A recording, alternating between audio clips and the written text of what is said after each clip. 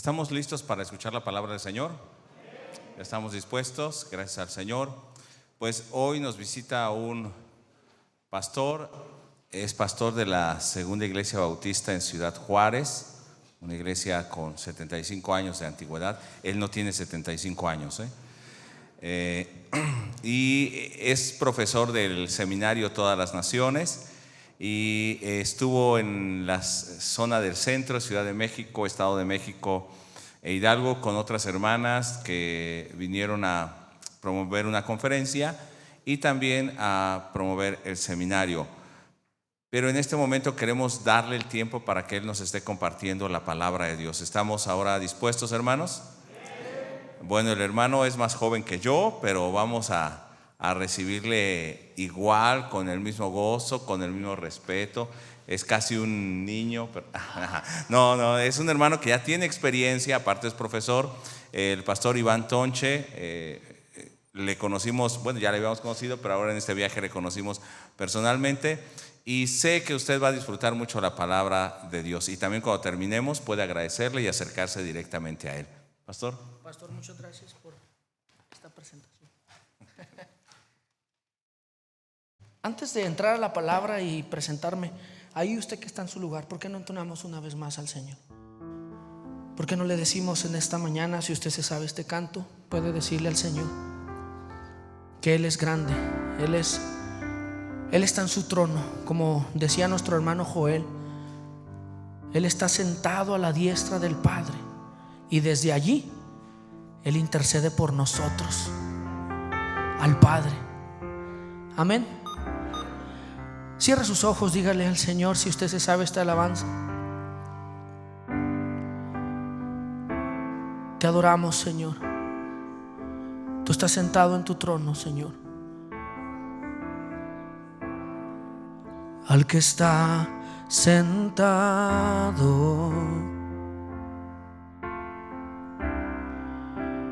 en el trono y al Cordero sea el honor, sea la gloria, sea la honra, sea el dominio por los siglos de los siglos. Poderoso Dios, poderoso Dios, mi alma clama por ti. Poderoso Señor, poderoso Dios,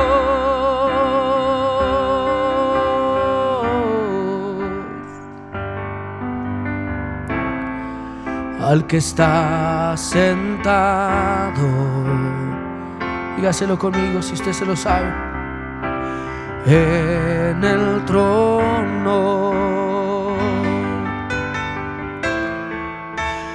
y al Cordero sea el honor, sea la gloria, sea la gloria, sea la honra y sea el dominio por los siglos de los siglos. Poderoso Dios, declaremos, y poderoso Dios, poderoso Dios, mi alma clama por ti.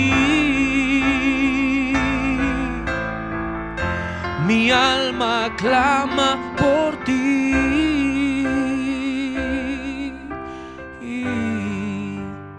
poderoso Dios.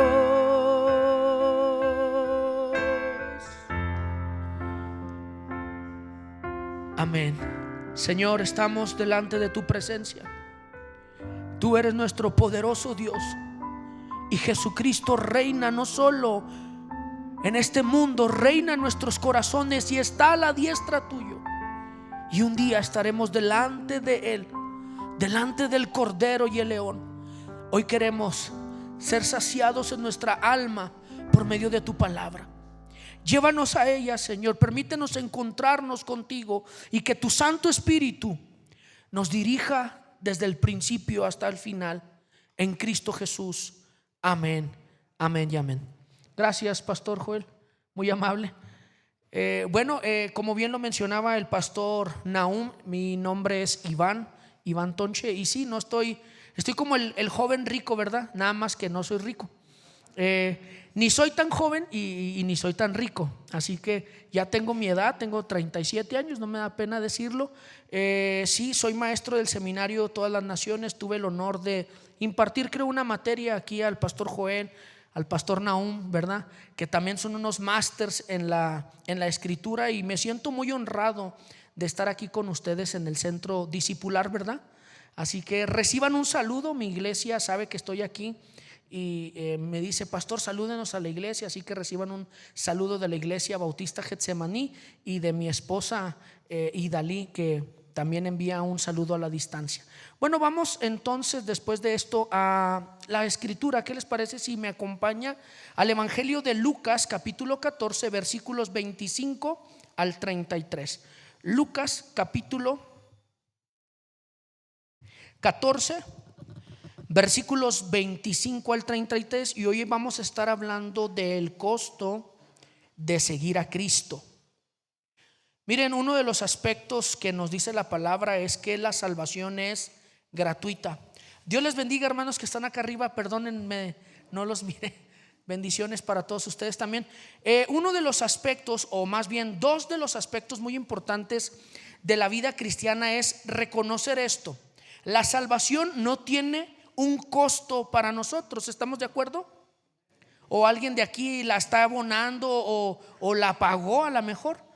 No, la salvación es totalmente gratis y se obtiene mediante ¿qué? La fe. Es decir, para nosotros nada más es recibir la salvación por medio de la fe. Eso no significa que no tuvo un costo, porque sí tuvo un alto costo. Costó la sangre preciosa del Hijo unigénito de Dios. Así que eso es uno de los primeros aspectos que la iglesia debemos estar muy claros, que la salvación es gratuita. Pero la segunda cuestión es que el discipulado, es decir, la vida cristiana, nos va a costar la vida. Es toda una vida el discipulado. Pero debemos de estar claros en los costos que implica tener a Cristo en el corazón, o lo que decimos tradicionalmente, haber aceptado a Cristo. Hay un costo que nosotros debemos llevar, o que nosotros debemos cargar con nosotros. Y eso es precisamente lo que el Señor Jesucristo le dice a las multitudes que van con Él de regreso a Jerusalén. Lucas capítulo 14, 25 al 33 dice: grandes multitudes iban con Él, con Jesús, y volviéndose les dijo: si alguno viene a mí y no aborrece a su padre y madre y mujer e hijos y hermanos y hermanas, y aún también su propia vida, diga conmigo, no puede ser. ¿No puede ser qué? Muy bien. Dice: y el que no lleva su cruz y viene en pos de mí, diga conmigo, no puede ser mi discípulo. Porque ¿quién de vosotros, queriendo edificar una torre, no se sienta primero y calcula los gastos a ver si tiene lo que necesita para acabarla? No sea que después que haya puesto el cimiento y no pueda acabarla, todos los que lo vean comiencen a hacer burla de él, diciendo: este hombre comenzó a edificar y no pudo acabar. ¿O qué rey, al marchar a la guerra contra otro rey, no se sienta primero y considera si puede hacer frente con 10,000 al que viene contra él con 20,000? Y si no puede, cuando el otro está todavía lejos, le envía una embajada y le pide condiciones de paz. Así pues, cualquiera de vosotros que no renuncia a todo lo que posee, diga conmigo: no puede ser mi discípulo. Buena es la sal, mas si la sal se hiciere insípida, ¿con qué se sazonará? Para la tierra, ni para la tierra, ni para el muladar es útil. La arrojan fuera. El que tiene oídos para oír, oiga. Fíjense que nunca voy a olvidar esta fecha, por lo menos para mí es muy especial, el 18 de julio del 2015, porque ese día lo tengo muy presente. Recuerdo cuando el pastor Álvarez, mirando a mi esposa Idalí, y unos segundos después desviar su mirada hacia mí, me dijo: bueno, pues es tiempo de que digas las palabras, comienza a decir tus votos. Y yo comencé algo como esto: yo, Iván Tonche Ávila, te acepto a ti, Idalí Rascón Cera, como mi esposa, y prometo serte fiel en la salud, en la enfermedad, en la riqueza y en la pobreza, así como amarte y respetarte todos los días de mi vida. Estaba casándome y no se me olvidan esas palabras. Esas palabras, aunque sencillas, para mí tienen un compromiso muy profundo. Realmente fue sencillo pronunciarlas, pero el verdadero compromiso hasta el día de hoy, después de 6 años de casados, ha sido vivirlas. Y no solo vivirlas, sino tener presente en mi mente, en mi corazón, que debo de estar comprometido incluso a morir cumpliéndolas. Es decir, los que se han casado saben que es un compromiso serio, ¿cierto o no? Quizás los jóvenes solteros que no nos acompañan o que nos acompañan pues no tienen esta experiencia, pero quienes son casados saben la responsabilidad que implica cumplir estas palabras. Miren, es interesante que Jesús va camino a Jerusalén a enfrentar la semana de la pasión y voltea y ve a las multitudes. Se estima que más de 5,000 personas venían con Jesús en esa marcha, y él los mira y les dice: esto es lo que cuesta ser mi discípulo. Porque es fácil, relativamente hablando, seguir a Jesús. Es relativamente fácil, sencillo seguirlo, pero nos va a costar la vida ser sus discípulos. Es decir, el discipulado tiene un costo y implica estas 3 cosas. Jesús está más interesado por lo que somos, porque lo que somos permeará lo que hacemos. Es decir, para Jesús importa más lo que hay dentro que lo que hacemos. No que lo que hagamos no es relevante para Él, es sumamente importante para nuestro Señor, pero Él está más enfocado en quiénes somos. ¿Somos cristianos? ¿Somos seguidores? ¿Somos miembros? ¿O somos sus discípulos? Porque hay un costo. Hay un costo en el discipulado que Jesús nos invita. Cuando Jesús entonces iba de camino a Jerusalén, él sabía que le esperaba la cruz como camino a su glorificación, pero la gente posiblemente creía que él iba a ocupar el trono. Es decir, la gente o la multitud creía que Jesús iba a tomar el trono de Jerusalén y levantar en armas al pueblo contra el imperio romano. Pero nada de esto está más lejos de lo que Jesús está por demostrarnos. Por eso él voltea y mira fijamente a la multitud y de la manera más clara posible les dice que el que le siguiera no iba a encontrar un camino a la gloria, menos obtener poder terrenal, ni mucho menos obtener su propia gloria, sino que quien le siguiera debía estar dispuesto a sacrificar lo que más quisiera en la vida. Y no solo eso, abrazar un sufrimiento que solo podría compararse con la agonía de un crucificado. Y ese, mis amados hermanos, es lo que cuesta seguir a Cristo. Miren, el verdadero discípulo o el verdadero discipulado entonces implica sacrificio, no para obtener la salvación, sino sacrificio para mantener nuestra vida como discípulos del Señor Jesucristo. Y Jesús comienza con esto: el verdadero discípulo entonces sacrifica el amor familiar. Y es bien interesante lo que dice el versículo 25 y 26 de Lucas capítulo 14. Vamos por favor al versículos 25 y 26. Dice: grandes multitudes iban con él y volviéndose les dijo: si alguno viene a mí y no aborrece padre, madre, mujer, hijos, hermanas, hermanos y aún también su propia vida, no puede ser. ¿Qué?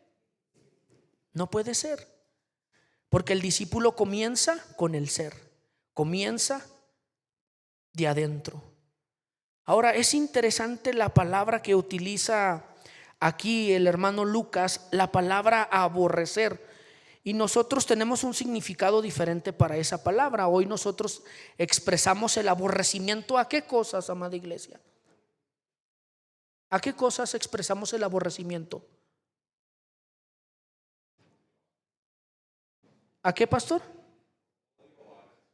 Odio, aversión a algo. Pero ¿a qué cosas normalmente le asignamos ese valor? Lo aborrezco.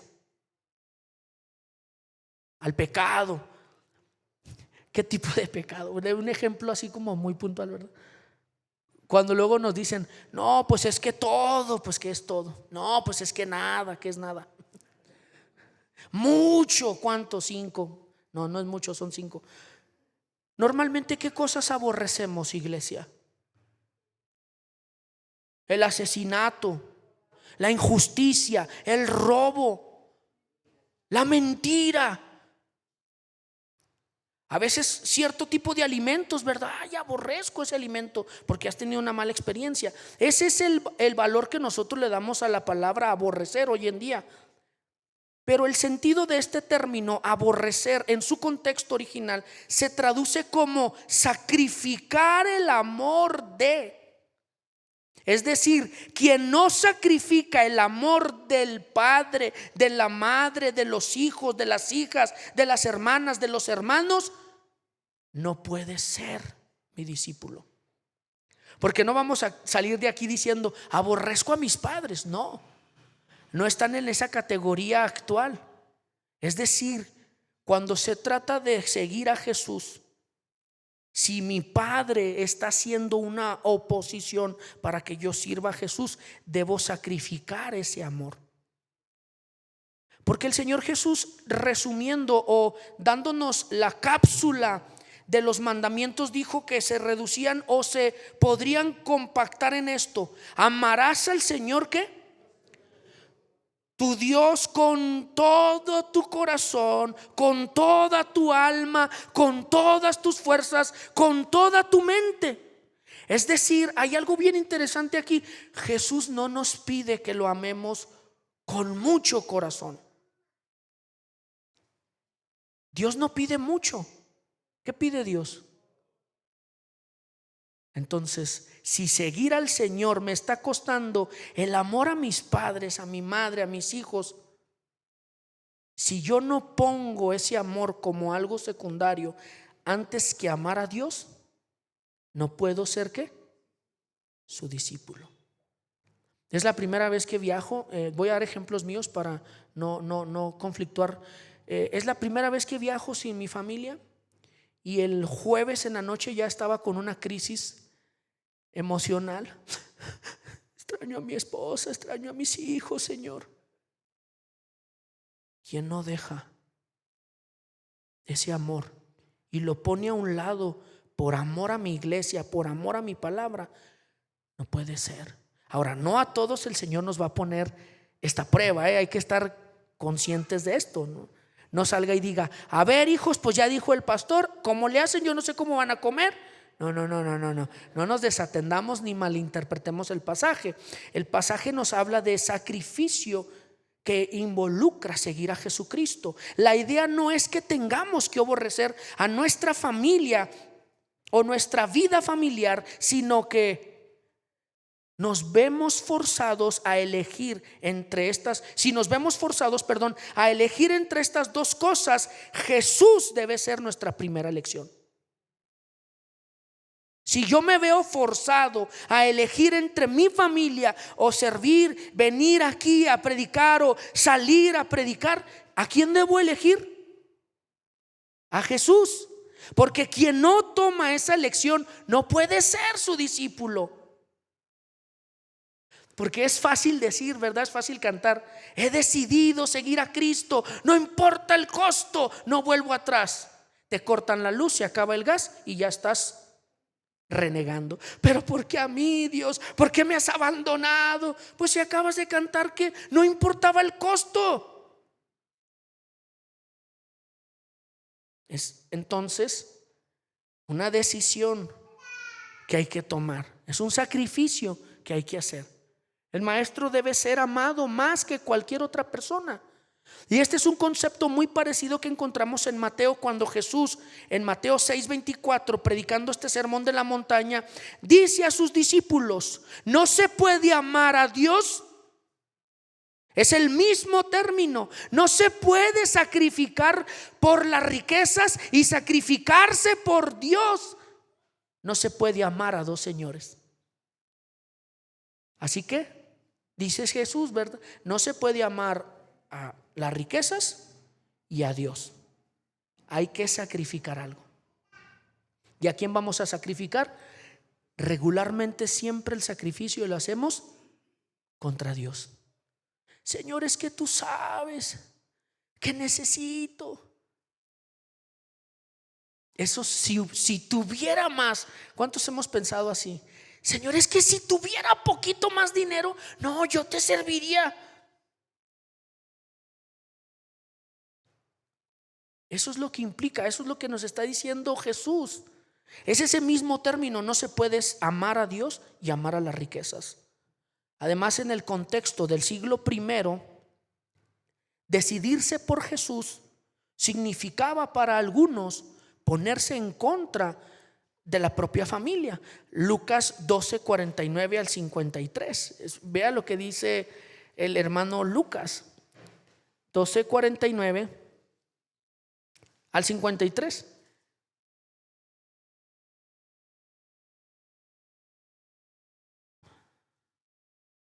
Dice la escritura: fuego vine a echar en la tierra, ¿y qué quiero si ya se ha encendido? De un bautismo tengo que ser bautizado, y cómo me angustio hasta que se cumpla. ¿Pensáis que he venido para dar paz a la tierra? Os digo, no, sino disensión, porque de aquí en adelante 5 en una familia estarán ¿qué? 3 contra 2, 2 contra 3. Estará dividido el padre contra el hijo y el hijo contra el padre, la madre contra la hija y la hija contra la madre, y la suegra contra su nuera y su nuera ¿contra qué? Porque venir a Cristo, ¿qué implica?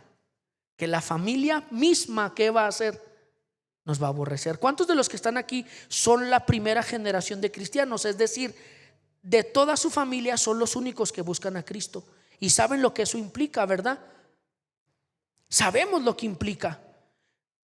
Probablemente los que han crecido en la iglesia no podrán entender a cabalidad esto, pero los que vienen del mundo, ¿verdad? Los que vienen de una familia de la religión tradicional, que han enfrentado, ¿qué dice la familia? No, tú ya nos abandonaste, te desheredamos, ¿verdad? Eres nuestra hermana pero separada. Aquí en esta casa no te pares. Porque eso dijo Jesús. El evangelio del reino viene a dividir. 5 en la familia, 3 contra 2, 2 contra 1. Porque eso hace. Quienes deciden seguir a Cristo y abandonan la vida pasada, ¿qué obtienen con su familia que sigue en el mundo? ¿Qué nos dicen? Los agüitafiestas, ¿verdad? Sobre todo en las épocas decembrina, ¿no? Diciembre, la tamalada. Ay, ahí viene ya bajen el volumen. Ya nos agüitó la fiesta. ¿O no? No, eso nomás pasa en Juárez. Aquí no. Ay, hija, los tamales que tú traes ni saben a nada. Ay, eso que oré por ellos, madre. No, pues por eso. Hasta se echan a perder. Porque el evangelio del reino, eso causa. Quien lo abraza ya no puede mirar atrás. Y es acusado y es pleiteado por parte de su familia. Porque eso dijo Jesús, ¿verdad? La oposición vendría por los de nuestra casa. Entonces es una cuestión de sacrificar el amor de.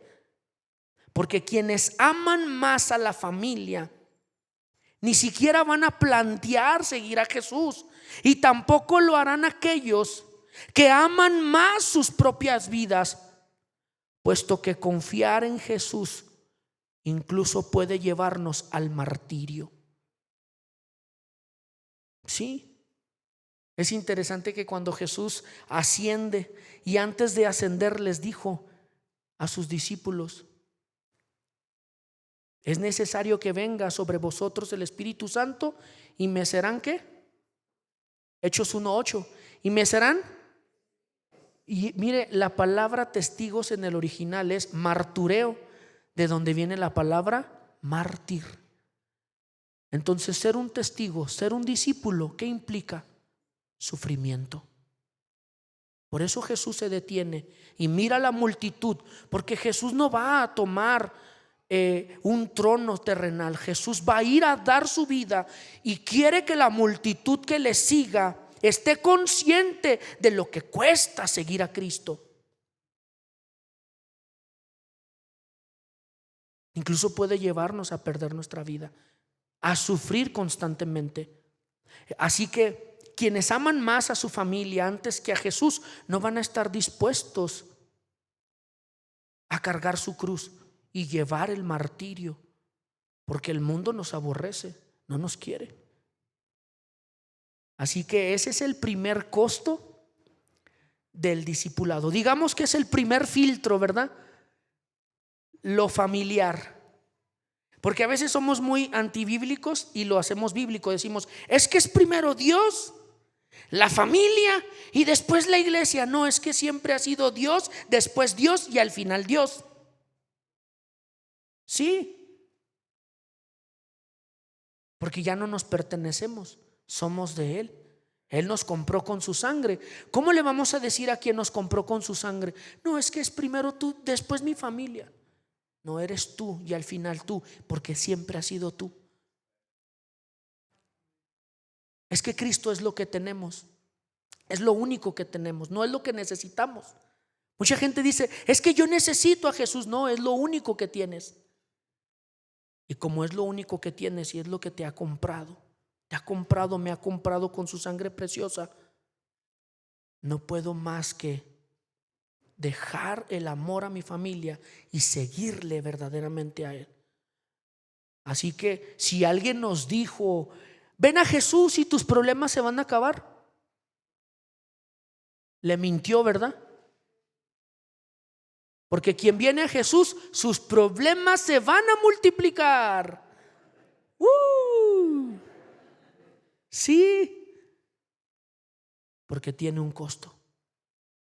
Así que quien no deja ese amor familiar no puede ser discípulo del Señor. Porque el verdadero discípulo o el discipulado implica también el sacrificio del amor a nosotros mismos. Porque eso es algo que sabemos muy bien, el amarnos a nosotros mismos. ¿Cierto o no? A ver, ¿qué queremos para nosotros? Ay, lo que sobra. No, ¿qué le pasa, pastor? Para mí, lo mejor. ¿Verdad, hermanas? Y ahorita que están bien empoderadas, lo mejor. Para usted, varón, ¿qué quiere para su vida? Pues ay, lo que caiga, pastor. No, ¿qué queremos? Lo mejor. Y sabemos el amarnos a nosotros mismos, que esa es la segunda parte del concentrado de Jesús. Amarás al Señor tu Dios con todo tu corazón y a tu prójimo como a ti mismo. Pero a veces a nuestro prójimo, ¿qué le damos? Lo que nos sobra. Ay, hermano, te voy a regalar una camisa. Está poco rota, pero todavía aguanta. Gracias, pastor. No, amarás a tu prójimo como tú te amas. Y Jesús entonces en esa confrontación directa con la multitud les dice estas palabras. Versículo 27 de Lucas 14. Mirando a la multitud, les dice en el versículo 27: y el que no lleva su cruz y viene en pos de mí, no puede ser. Es que el cristiano no se hace, el discípulo nace. Nace cuando acepta a Jesús en su corazón. Y ahí está, en ese nuevo nacimiento implícito el costo, el amor a nosotros mismos. Quien no toma su cruz no puede ser. Ahora, no su propia cruz, porque hemos malinterpretado también este pasaje, ¿verdad? Muchos interpretan la cruz como una carga que deben llevar en sus vidas, como a veces dice: es mi esposa, pues ya es la cruz que me tocó cargar. No. O viceversa, ¿verdad? Las hermanas también dicen: él es mi esposo, pues ya la cruz que me tocó cargar. No, eso no pensaba Jesús en el primer siglo. Muchos interpretan llevar la cruz como una carga de una relación con Dios tan tensa, un trabajo ingrato, una enfermedad física. Es que tengo diabetes porque esta es la cruz que me tocó llevar. No. Con orgullo autocompasivo algunos dicen esto: esa es mi cruz que tengo que llevar. Pero dicha interpretación no es lo que Jesús quiso decir cuando dijo: quien no toma su cruz y no me sigue no puede ser mi discípulo. Cuando Jesús llevó su cruz hasta el Gólgota para ser crucificado, nadie estaba pensando en la cruz como un símbolo de una carga que había que llevar. Para una persona en el primer siglo, la cruz significaba una sola cosa: la muerte por la forma más dolorosa, humillante que un ser humano podría enfrentar. Hoy me asombra que la gente trae sus crucecitas, ¿verdad? Y que ponen sus crucecitas en el carro. Esa no es la idea de la cruz de Jesús. 2000 años después, los cristianos ven la cruz como un símbolo valioso de la expresión de perdón, de gracia y de amor. Pero en los días de Jesús la cruz representaba solamente una muerte tortuosa, ya que los romanos obligaban a los condenados a llevar sus propias cruces al lugar de la crucifixión, lo que significaba llevar su propio instrumento de ejecución mientras se enfrentaban al ridículo, a la burla y al escarnio camino a la muerte. ¿Cuántos de nosotros vimos la película de la Pasión? No vemos a un Jesús llevando la cruz, ¿verdad?, en su pecho. No vemos a un Jesús llevando su instrumento de muerte con control remoto, ¿verdad? Vemos a un Jesús llevando de manera dolorosa su propio instrumento de muerte. Es decir, Él mismo llevaba su burla, Él mismo llevaba el escarnio, y todo por amor al Padre, en beneficio de nosotros. Y Jesús es claro y le dice a la multitud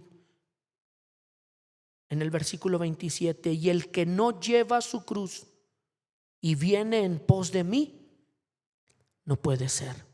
Es decir, quien no sacrifica el amor a sí mismo. Es que nos amamos tanto que para nosotros lo mejor. Es que nos amamos tanto que para nosotros nuestra comodidad. Es que nos amamos tanto que no estamos dispuestos a sufrir por el otro. Y Jesús nos dice: quien no lleva su propio instrumento de muerte, quien no lleva o quien no está dispuesto a aceptar el escarnio del mundo, de la familia, de los que le rodean, incluso su prójimo, porque todas las iglesias tienen sus diferencias. Hay hermanos que no se llevan, pero tenemos que estar dispuestos ¿a qué? A soportar al hermano con amor. No decir, pues ya qué, pues es mi cruz. No, es la autohumillación que describe el apóstol Pablo en Filipenses capítulo 2 del 5 al 7. Haya pues en vosotros este mismo sentir que hubo también en Cristo Jesús, el cual siendo Dios no estimó ser Dios como algo a que aferrarse, sino que se despojó a sí mismo, y tomando forma de siervo y estando en la condición de hombre, se humilló a sí mismo. Es decir, llevar nuestra propia cruz es llevar nuestra propia humillación. A veces escuchamos a un hermano decir algo y nos arde el corazón por decir, no, es que yo lo hago mejor. Cuando a veces le digo a la iglesia, es que para ganar un alma, pastor, a veces tenemos que ser no solamente mansos, a veces tenemos que hacernos los mensos para ganar a alguien para Cristo. Entonces, lo que Jesús está diciendo, quien no está dispuesto a autohumillarse, porque Él iba a Jerusalén ¿a qué? A autohumillarse. No lo humillaron, Él ya se había humillado a sí mismo, tomando forma de siervo, porque Él no vino a servir, a ser servido, sino a servir. Esa es la cruz de Cristo, la autohumillación. Por lo tanto, tomar su cruz y seguirle significaba estar dispuesto a morir con el fin de seguir a Jesús. Esto se llama morir a nosotros mismos o autohumillarnos. Es un llamado a la entrega absoluta. Ahora, después que Jesús ordenó llevar la cruz, dijo: porque todo el que quiera salvar su vida, la perderá. Y todo aquel que pierda su vida por causa de mí, este la hallará, o este se salvará. Pues ¿qué aprovechará el hombre si gana todo el oro del mundo y se destruye o se pierde a sí mismo? Lucas 9, 24 y 25. Mateo 16, 26, Marcos 8, 35 y 36 nos dicen esto. ¿Qué aprovechará el hombre? No aprovecha nada. Entonces, el camino de la cruz es la autohumillación. Ahora, aunque el llamado es difícil, la recompensa es inigualable. Es difícil, autohumillarnos es difícil. Miren, hay personas que dicen: Señor, hazme humilde. No ore ser humilde. No, de verdad, no sabe lo que pide. Es más, no encuentro una oración en la Biblia que nos enseñe a decir: ayúdame a humillarme, Señor, hazme humilde. No, hay que pedir: Señor, ayúdame a autohumillarme. La autohumillación. Señor, humíllame, hazme humilde. No pida eso. Dígale al Señor: ayúdame a autohumillarme. Miren, Lucas 9, 57 al 62 nos narra por lo menos de 3 personas que parecían estar dispuestas a seguir a Jesús. Cuando Jesús los cuestionó más adelante, su compromiso fue a medias y en el mejor de los casos fallaron al no medir el costo de seguirlo. Ninguno estaba dispuesto a tomar su cruz y crucificar sus propios intereses.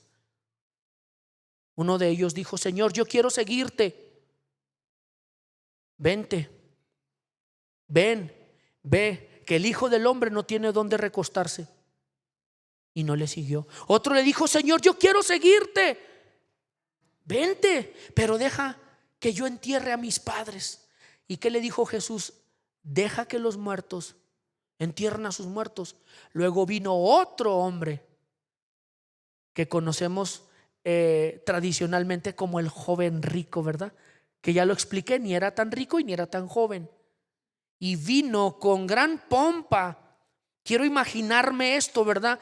La Biblia no nos describe al joven, pero yo quisiera imaginarlo, que venían sus camellos y que traía por el frente de él a quienes le anunciaban: abran paso, el joven rico viene pasando. Y el joven rico descendió de su camello y se postró, quizás de una sola rodilla solamente. Dijo: Maestro bueno, ¿qué debo hacer para heredar la vida eterna? Dijo Jesús: los mandamientos haz. Señor, desde que soy un niño cumplo los mandamientos. Quiero imaginar que ese joven estaba con su mano así, mire, para decir: yes, ya la hice. Y cuando está a punto de levantarse y decir: vean, así es como se gana la vida eterna, Jesús le dice: una cosa te falta para que seas perfecto. Yo creo que se quedó con él. ¿Qué? Sí, porque dices que obedeces a tus padres, porque Jesús le cita los mandamientos que tienen que ver con el prójimo. Es interesante. Amarás a tu padre y a tu madre, no robarás, no cometerás adulterio. Le cita los mandamientos que tienen que ver con su prójimo, porque lo va a confrontar con su realidad al decirle: una cosa te falta. Vende todo lo que tienes, dáselo a los pobres, toma tu cruz y sígueme.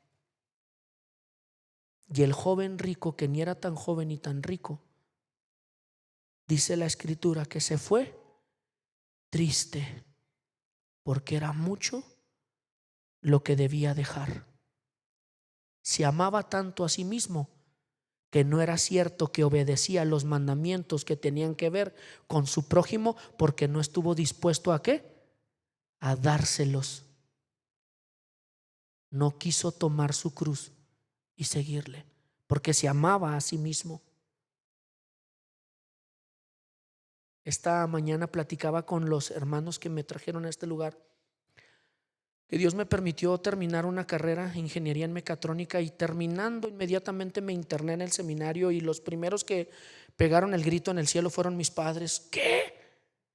Iván, 4 años de tu carrera, hijo, tus desveladas, porque siempre he trabajado y estudiado.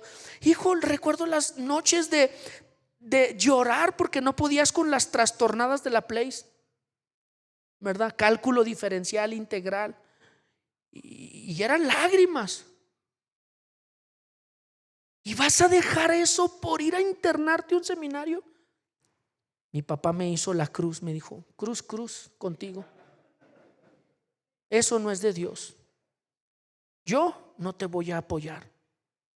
Y no me apoyó hasta el final del seminario, porque para él era mucho lo que yo dejaba por una preparación ministerial. Porque teniendo 18 años mi padre de ser copastor y 8 años de ser pastor principal, lo que él quería para mí era todo menos que yo fuera pastor. Tú no sabes, hijo, lo que pides. Tú no sabes en qué te estás metiendo. Tú no sabes lo que se sufre. Tú no sabes. Y hasta la fecha sigo sin saberlo. Lo que sí sé es que cuesta seguir a Cristo.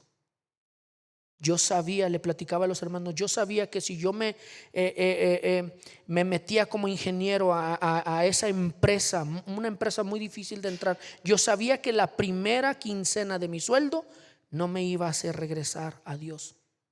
Así que antes de tener la tentación, preferí internarme y no me arrepiento. Lo volvería a hacer porque Dios lo volvería a establecer. Pero sí hubo un costo. ¿Cuál costo? La crisis económica, la violencia que se vino a Juárez. Dios fue misericordioso, tocó el corazón de mi padre y me dijo: pues yo te voy a dar 50 pesos a la semana a ver qué haces. No te preocupes, padre, el que ya me llamó, tú sabes que me va a ayudar. Él lo hacía para desanimarme porque no quería que fuera pastor, por todo lo que él había vivido. Pero el llamado era más fuerte que la necesidad, porque cuando se ama a Jesús, se puede tomar la cruz que él tomó. Por lo tanto, Jesús confronta a este joven y le hace ver que no era cierto que amaba a su prójimo, porque no estuvo dispuesto a vender todo lo que tenía para dárselo a los pobres. No amaba a su prójimo como a él mismo. Jesús entonces aparece aquí para disuadirlos a estos tres hombres, que tan diferente a la típica presentación del evangelio. ¿Cuántas personas podrían responder a un llamado al altar? Muchos responden al llamado, pero pocos son los que continúan, porque el precio es alto. Sí hay un costo que pagar. Ahora vamos a seguir a Jesús. Vamos a enfrentar la pérdida de amigos, de familia, de reputación, de carrera y posiblemente hasta de nuestra vida, porque este es un llamado. Es Jesús llamándonos a ser, no a hacer, ser discípulos, verdaderos discípulos. Esto es lo que Jesús entonces quiso enseñarnos cuando dijo a la multitud: y el que no lleva su cruz y viene en pos de mí, no puede ser mi discípulo. Y justo en medio de este pasaje, de este versículo 27 y el 33, hay dos metáforas, y las dos tienen que ver con guerra. La primera metáfora es la construcción de una torre de vigilancia. En el tiempo de Jesús, construir una torre de vigilancia implicaba muchos costos. Y en la cultura de nuestro Señor Jesucristo, la cultura judía de su tiempo, era inaudito que los hombres construyeran sus propias casas y no tuvieran el valor para terminarla, porque eso implicaba falta de sabiduría. Y qué vergüenza ser un anciano en Palestina y no haber aprendido nada. Eso parece como que en México no nos interesa, ¿verdad? Ay, vamos construyendo ahí como nos vaya cayendo. Hay casas que están a medias y tienen años de estar a medias. ¿Por qué? Porque les llegó, no sé, su aguinaldo, sus utilidades, y los precios para construcción cada vez están más elevados. Ay, vamos construyendo. Pero hacer eso en la cultura judía era una vergüenza, porque eso hablaba de falta de sabiduría. Y sobre todo los que construían casas eran los padres de familia, es decir, los ancianos, que debían representar o debían modelar la sabiduría. Si eso era para los hogares, imagínese para un rey que mandaba construir una torre y la dejaba a medias. Era inaudito. Se trataba de calcular los costos de material de construcción, de empleados, etcétera, etcétera. ¿Y de quién iba a vigilar la torre? Porque era una torre de vigilancia. Y Jesús dice: quien no considera los costos y construye y queda a medias, es una burla. Si nosotros la llevamos al pasaje, es decir, que aquellos que vienen a Cristo y no están dispuestos a pagar el precio, son cristianos que sirven como ejemplo de burla. Y son los que la sociedad condena, que dice: para ser un hipócrita como él, mejor así. Porque es cierto, hay una parte del cristianismo que no representa dignamente a Jesús. Miren, en Ciudad Juárez yo crecí con yo no nací en el evangelio, pero crecí muy chico en el evangelio. Y por allá por el año 92 más o menos, a mis 8 años de edad, traer la Biblia bajo el brazo era sinónimo de respeto. Mis padres eran copastores en una iglesia más o menos con las características de esta colonia, así en el cerro.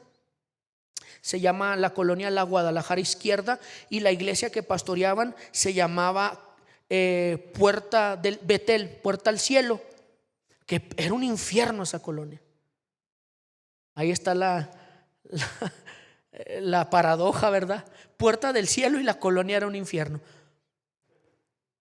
Y en aquel, no sé si aquí existan los cholos. ¿Si hay cholos? Pocos, pero sí sabemos el término cholo, ¿verdad? Allá también había cholos y se peleaban en aquellos años con piedras, con palos.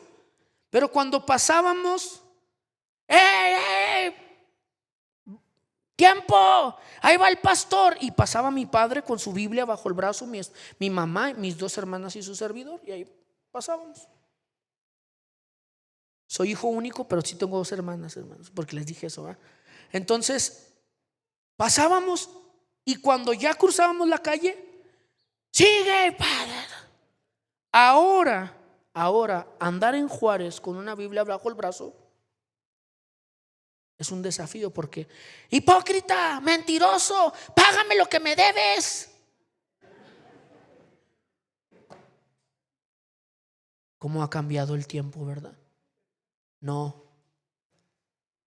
¿Cómo ha cambiado la iglesia? Porque no ha estimado los costos de seguir a Jesús. Porque la iglesia se amolda a la cultura, a la sociedad, y deja de presentar el camino de la salvación. Por eso Jesús dijo: estima los costos, y puso una torre de vigilancia. Luego puso una metáfora de guerra. ¿O qué rey, dice ahí en Lucas, verdad, va a enfrentar con 10,000 al que viene a él con 20,000? Si no estima el costo y si sabe que no va a ganar, antes de que aquel rey venga a encontrarse con la torre de vigilancia, y esa es la conexión de las dos metáforas, manda al centinela o a la embajada y pide condiciones de ¿qué? De paz. Ahora, aquí está el sentido de la metáfora. Quien anda en este camino tiene que considerar que al rey que va a enfrentar es el Rey de Reyes y Señor de Señores. Y cuando Él venga, ¿cómo lo va a encontrar? Por eso, antes de que Él venga, pídale condiciones de paz. Es decir, considere lo que significa o lo que implica y lo que cuesta seguir a Cristo. Porque un día Él va a venir como Rey de Reyes y Señor de Señores a enfrentar a los que dicen ser de Él y no fueron. Y esto se conecta con el final de Mateo capítulo 7, el sermón de la montaña, cuando Jesús dice estas palabras: no todo el que me diga Señor, Señor, entrará en el reino de los cielos, sino aquel que es mi discípulo. ¿Por qué? Porque dejó el amor de padre, madre, hijos, hijas, hermanas, hermanos por mí, y porque tomó su cruz y me siguió. Es decir, consideró lo que cuesta. Hoy en día no nos persiguen por ser cristianos todavía, pero sí hay un costo. Hay un costo, porque un día aparecerá el Rey de Reyes, ¿y qué cuentas le vamos a dar? Eso es lo que dice Jesús: antes de que yo regrese como el Rey. Por eso esas dos metáforas que Él pone: vigila y mantente en condiciones de paz. Esta metáfora es para la iglesia, es para nosotros, es para el que dice que es discípulo. Por eso el verdadero discípulo no solo sacrifica el amor, no solo sacrifica el amarse a sí mismo, sino que sacrifica el amor a todo lo que posee. Es decir, sacrifica el estatus social. Porque hoy, ¿cómo nos clasifican? ¿O cómo nos tratan? ¿Cómo nos ven? ¿Sí o no? ¿Cómo te ven? Te tratan. Así es el mundo, ¿cierto o no? Y el que tiene, ¿cómo lo trata la sociedad? En base al estatus. Pero Jesús dice aquí, el que no sacrifica todo lo que posee, es decir, su estatus social, no puede ser ¿qué? Ahora, por eso vamos a dejar de vivir donde vivimos y nos vamos a ir allá. No habla de estatus social en cuanto a vivienda. Habla de que no debemos confiar en el reconocimiento de los hombres. Hay gente que le gusta decir: ay, hermano, usted es tan buen hermano. Ay, es que yo lo veo a usted, no veo a Cristo. Pero a veces no sabemos qué estamos diciendo. Hablando un ejemplo personal sobre todos somos violentos, ¿cierto o no? Todos tenemos violencia directa, indirecta, o unos la disimulamos, otros no. Otros, nuestro rostro nos descubre, ¿verdad? Sobre todo las esposas. ¿Estás enojado, amor? No. Pues dile a tu cara que no estás enojado. Se te nota que estás enojado, ¿cierto o no? Y a veces vemos hermanos que, ay, tan bonitos hermanos, pero no sabemos qué hay. Porque por los frutos. Pero no ande buscando frutos en otro. No se convierta en un buscador de frutos. No, usted manifieste los frutos. Deje que el Señor muestre los frutos. No, ay, ese hermano no se mira que dé frutos. Usted no sabe. Muchos, cuando el Señor venga, se sorprenderán quién entrará al reino y quién no. Por eso es un llamado personal. Jesús termina diciendo en Lucas 14, 33 al 35. Lucas 14, 33 al 35 termina Jesús diciendo esto: así pues, cualquiera de vosotros que no renuncia a todo lo que posee, no puede ser ¿qué? No puede ser mi discípulo. Buena es la sal, mas si la sal se hiciere insípida, ¿con qué se sazonará? Ni para la tierra, ni para el muladar es útil. La arrojan fuera. El que tiene oído para oír. Fíjese qué interesante.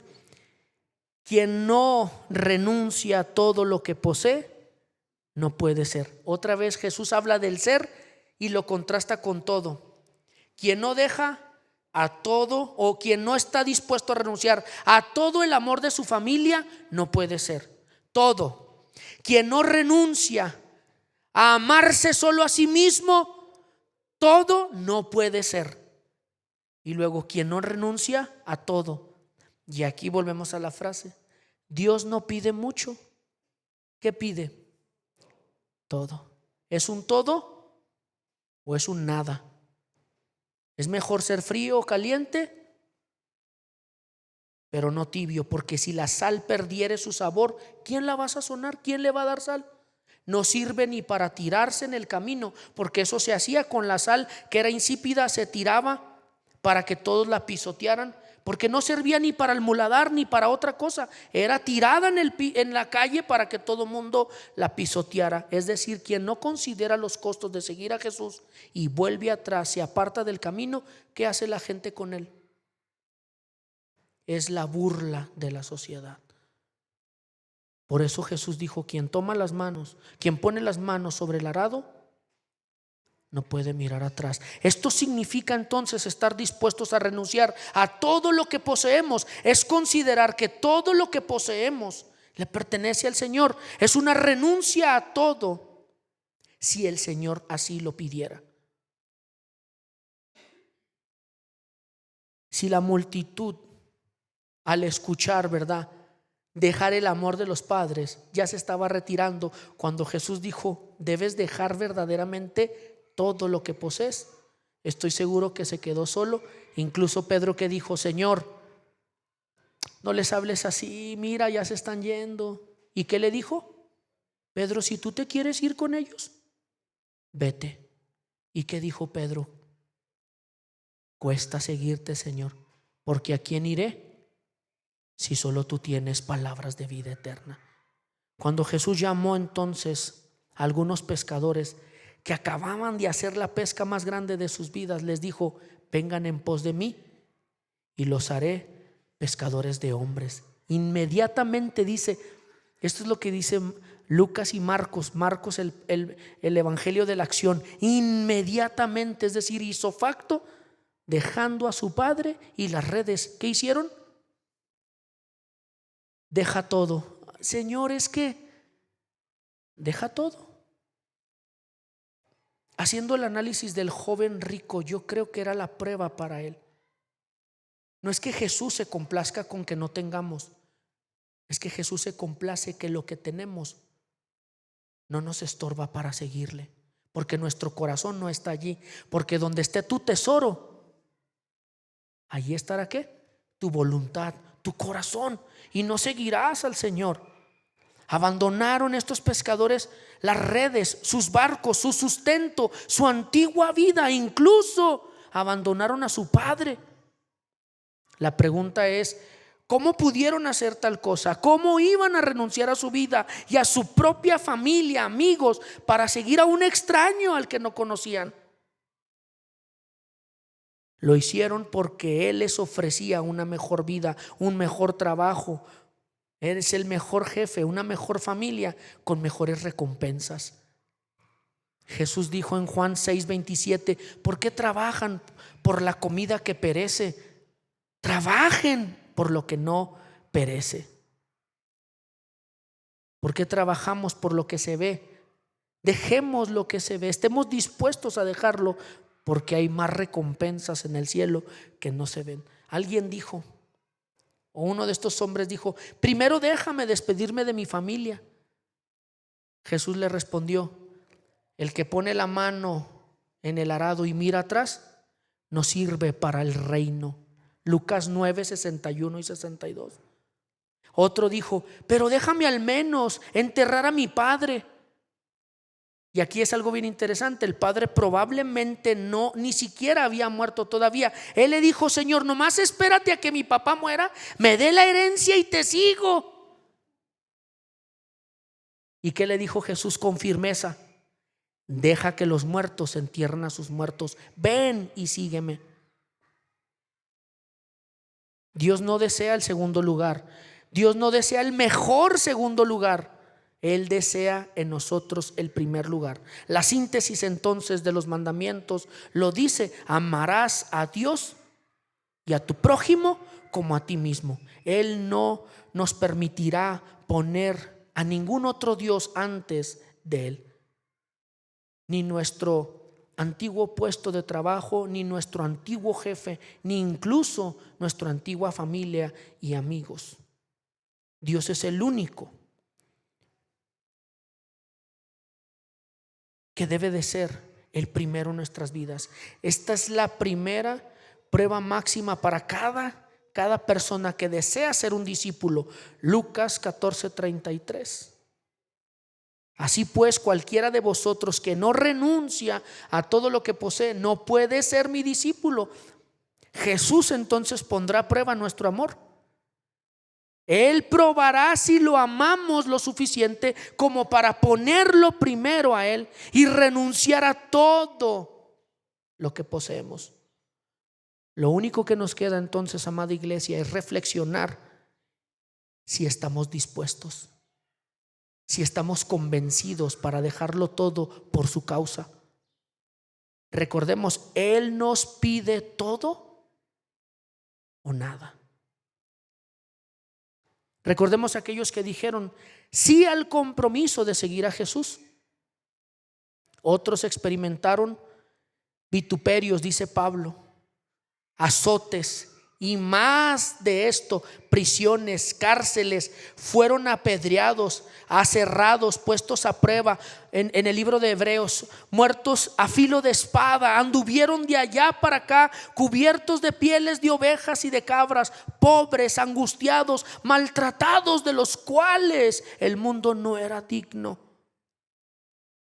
errando por los desiertos, por los montes, por las cuevas, por las cavernas de la tierra. Y todos estos, aunque no alcanzaron buen testimonio mediante la fe, no recibieron lo prometido, proveyendo Dios alguna cosa mejor para nosotros, para que no fuesen ellos perfeccionados aparte de nosotros. Eso es lo que cuesta. Si la sal entonces dejara de ser salada, no sirve para nada. No se trata de hacer cosas para Cristo, solamente se trata de ser sus discípulos. Ser, ser y ser. Los que han estudiado la palabra saben que cuando se repiten 3 veces en un pasaje una palabra, es porque debe haber un sumo cuidado a ese mandato: ser mi discípulo, ser mi discípulo, ser mi discípulo. Permítame terminar, concluir y cerrar con este relato. Lucas 18, 18 al 30.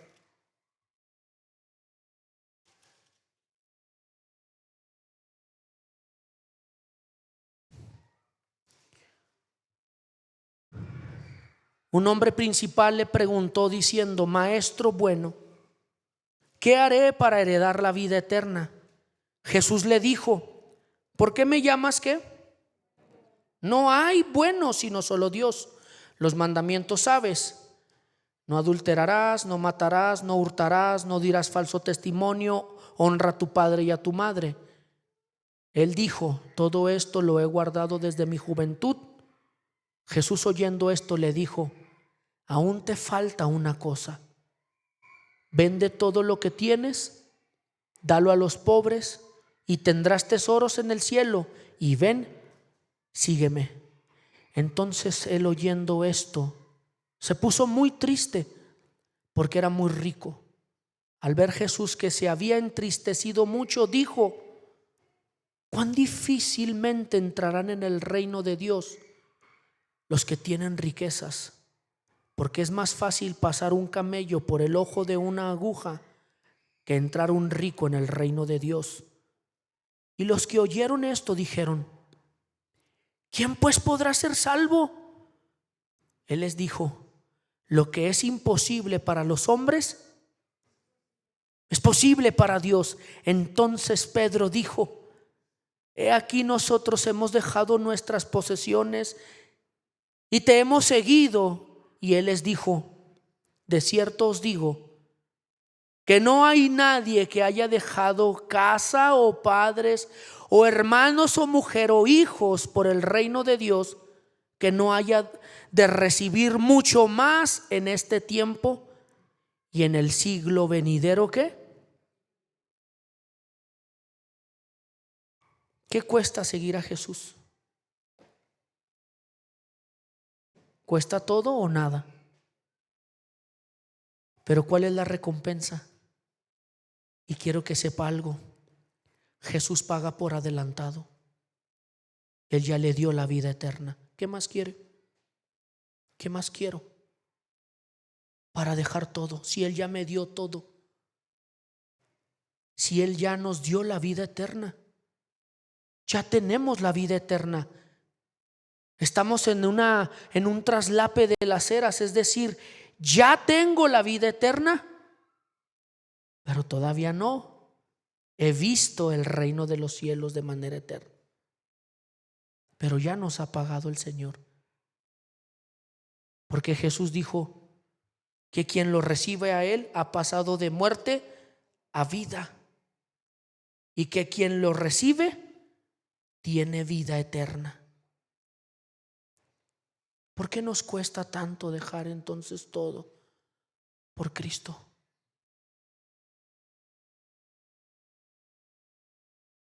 Porque no estimamos el costo. Pero no es un esfuerzo nuestro, es que Jesús nos invita a dejarlo todo, porque Él va a ayudarnos en esa entrega. No estamos solos, iglesia. No se trata de un yo voy a hacer. No, es que Él me va a ayudar, porque Él prometió estar con nosotros ¿cuándo? Hasta el fin del mundo. No depende de mí, es que Él ya lo hizo. Él ya dejó todo. Ahora nos invita a acompañarlo. Y como dijo Pablo al final de su vida, he peleado la buena batalla, he guardado la fe. Por lo tanto, ¿qué me espera? La corona de vida, y no solo a mí, sino a aquellos que esperan su venida. Y utiliza la metáfora del atleta. Voy en esa carrera final para tomar aquel, o para asirme de aquel que me tomó primero. Amada iglesia, vale la pena darlo todo por Él, porque Él lo ha dado todo por nosotros. Oramos. Padre celestial, te damos gracias por tu palabra. Te damos gracias, Señor, por el desafío que hoy nos presentas. Cada uno de nosotros, desde su trinchera, desde su área, tendrá que analizar el costo de seguirte. Para algunos será demasiado elevado, para algunos otros será mínimo, pero todos debemos dejar todo por ti. Se trata de un todo por un todo. Yo te ruego, Señor, que a tu iglesia que milita, que a tu iglesia que lucha, Señor, de este lado de la gloria, le ayudes a esforzarse en ser valiente. Le ayudes a esforzarse en esa autohumillación. Le ayudes, Señor, a dejar los lazos familiares antes que a ti. A dejar, Señor, el amarse a sí mismo para amar al prójimo tomando la cruz. Le ayudes a dejar, Señor, las posesiones antes que a ti. Y que todos aquí podamos tomar nuestra cruz cada día y te sigamos, porque no estamos solos en esta carrera. Tú estás con nosotros. Porque el anhelo de mi corazón, y estoy seguro que de tu iglesia, es un día tomarte, un día abrazarte como tú nos has tomado. Ayúdanos pues, Señor, a seguir siendo sal, a seguir siendo luz en medio de un mundo que nos aflige, que nos aborrece, que confabula en nuestra contra, Señor. Ayúdanos, Padre. Te lo agradezco, Señor, porque sé que tú harás mucho más abundantemente de lo que pedimos o entendemos. Por eso a ti sea la gloria en la iglesia, en Cristo Jesús, por los siglos de los siglos. Amén, amén y amén. Muchas gracias, amada iglesia. Pastor, entrego el lugar. Dios les bendiga.